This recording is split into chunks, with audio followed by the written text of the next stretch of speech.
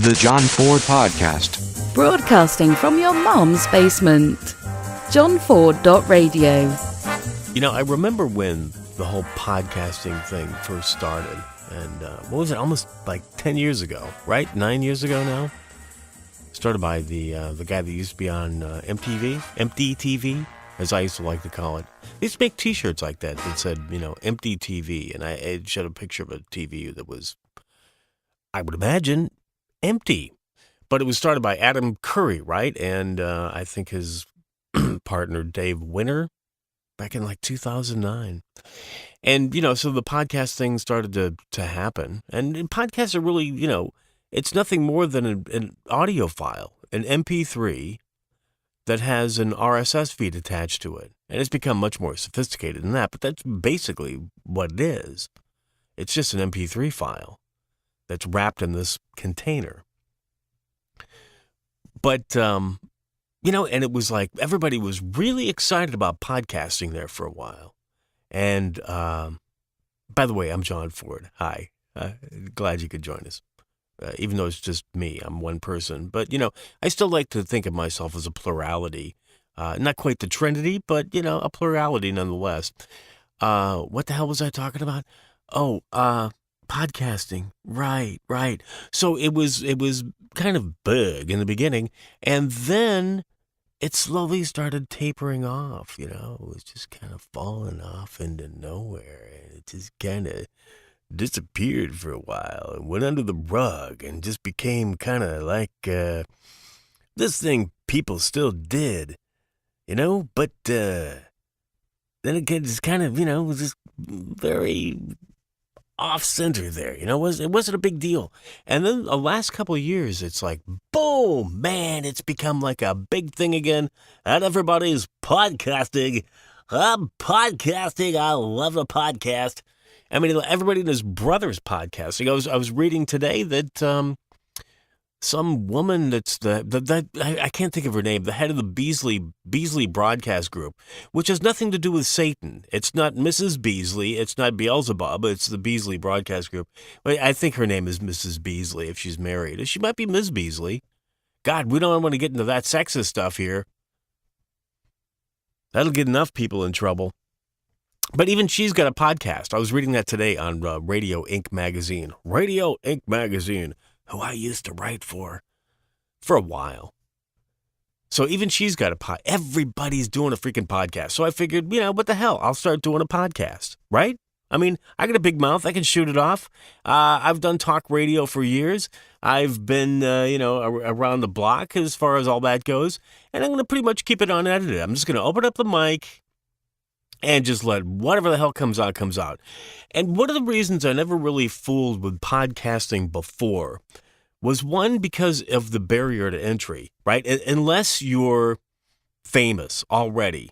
You know, and I've been almost famous, you know, in sort of a small way. And in some cities where I was a morning disc jockey that did the funny Good Morning Radio show. All right. Yeah. One of those kind of guys. Or, you know, I did the talk show thing too. So, you know, but big markets, top 10 markets. I don't think, since I first started, but the first market I ever worked in was Miami. That was a top 10 market. Top 10 city for broadcasting. Good morning, everybody, broadcasting.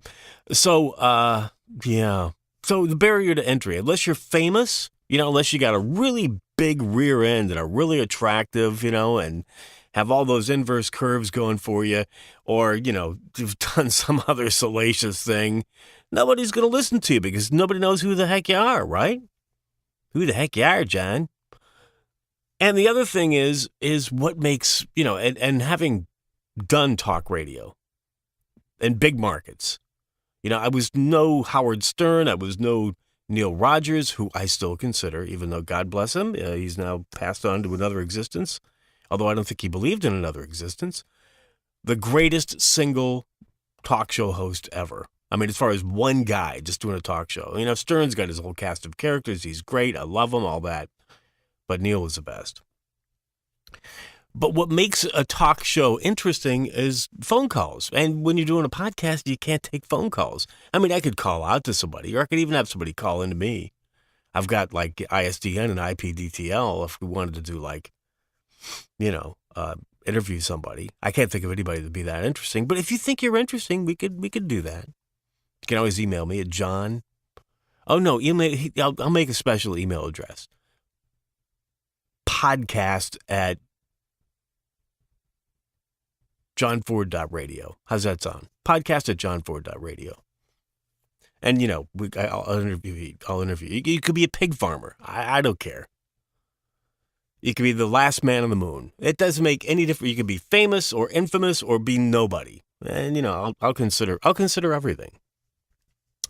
So, yeah, the barrier to entry and the concept that you can't really do phone calls, because going through the phone calls when you're doing a talk show is what makes it interesting, right? Right? That's like the records on the top 40 radio station, as my good friend Walter Sabo used to always say. That's what gives it the finesse. That's what gives it, makes it interesting. So, for the first episode of this podcast, I'm just talking about podcasting, right? Next, I don't know what we'll talk about. But, we could talk about news. We could talk about music. I have some knowledge there. We could talk about, politics, although I think they're all a bunch of liars, criminals, and thieves. It's like when it's voting day, it's like, oh, God, what do I do? So I usually just go on and libertarian because I couldn't vote for anybody else. I don't even know what the libertarian did. I'll just vote libertarian just because there's no way I could vote for the Republican or the Democrat. But we could talk about pretty much anything on here.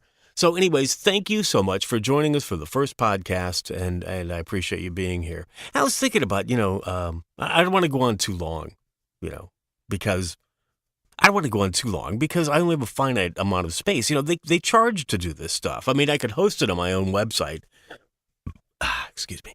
But I decided to go, with a third party to do it so that it makes it easier. And it ends up on iTunes and this tunes and that tune and Looney Tunes and all the rest of them. So, yeah. And I was thinking about, maybe relating a couple of radio stories or something. I was thinking about this one story, man. And anybody that's, with your job, you go through different kinds of stuff. But anybody that's been in broadcasting, I'm sure has got some great stories. And I remember going back years ago. You might like this one. I was working for WSHE radio in Miami, which was a legendary radio station. Just absolutely, growing up in South Florida like I did in Fort Lauderdale, which is kind of a suburb of Miami in a way. It's its own city, but. And, I would listen to stations like WBUS, one of the original progressive stations before Lee Abrams got a hold of it and did what he did. There was Zeta 4, which I also worked at, and there was also WSHE. But working at SHE in Miami would be like, a kid growing up in New York, a kid growing up in Westchester or the Bronx, and wanting to work at WNEW with, Scott Muni. I mean, it was like the coolest station ever. So anyways, I'm working there one night, and I did the evening shift. I did 6 to 10 there for a while. Nighttime rock and roll disc jockey. And I was being relieved by Joe St. Peter. Wonder whatever happened to him. I think I tried to Google him. Nice guy. His family owned a diner. He was Greek, I think. A Greek diner, right? Huh? And they, they used to say, my dad always tell me, why do you want to do this stupid radio crap? I mean, you could be working in the diner. And someday you'll own the diner. He probably owns a diner. I'll bet that's what he does. But I don't know what his real name was. It could be Joe Flabiche. I don't know. Joe St. Peter.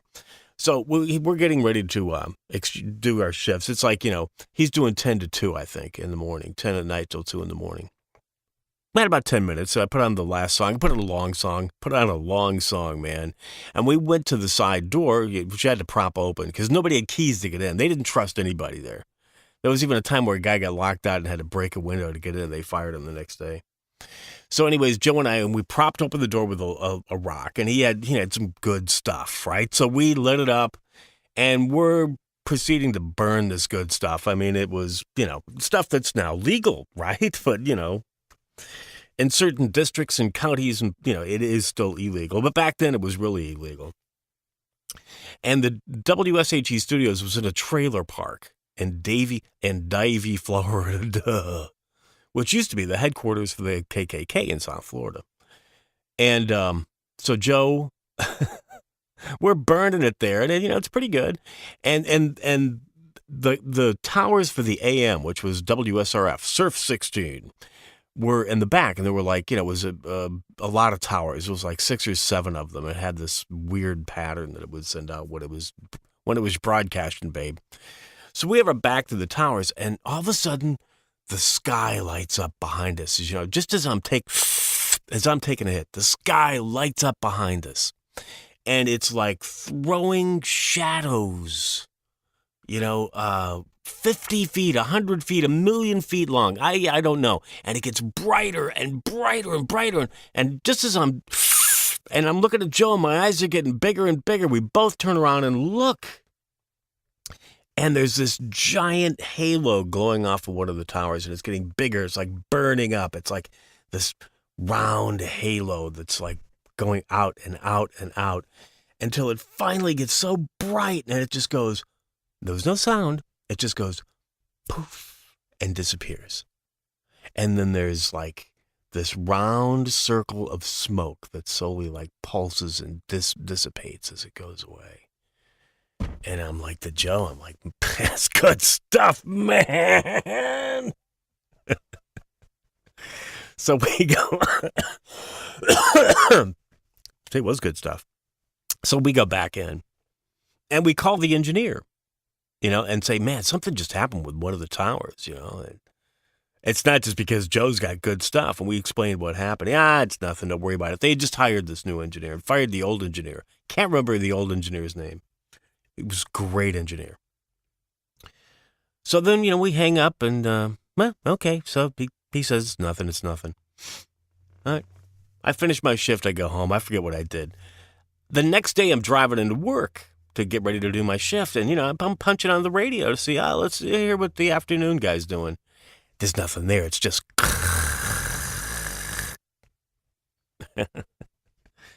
Okay, that's interesting.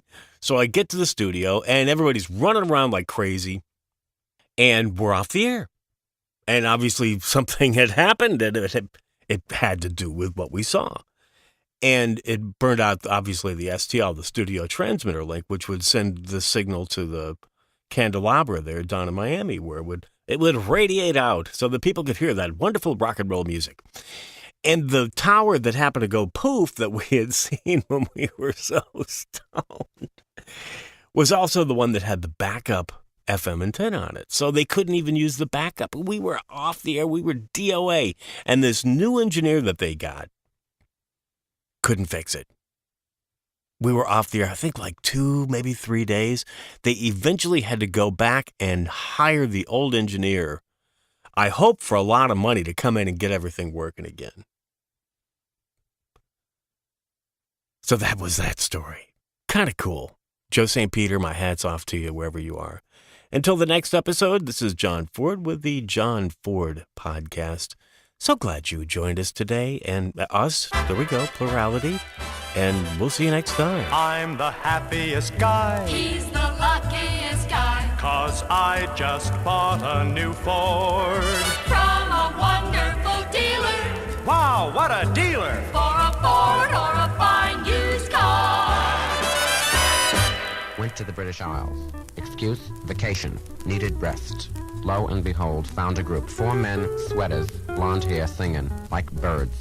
I went out of my nut. I fell on my bum. I couldn't believe it. They were fantastic. Signed him up, said, sing for me. They said, yes, please. They're fantastic. And what kind of stuff are they going to be doing? Are they playing the classical rock of... Excuse me? Wailing songs. The best. That's what they do. They sing wailing songs. No instruments. No guitar, no bass, no drums, no moog, nothing. Dumper. In the dumper, those instruments. Flush them down the toilet. Or they just sing. They're a cappella then. A cappella. They're fantastic. Found them in the Shetland Islands. They're terrific. They're the best. Wailing songs are going to be the new trend. The newest thing. Well, tell us a little bit about it. The John Ford Podcast.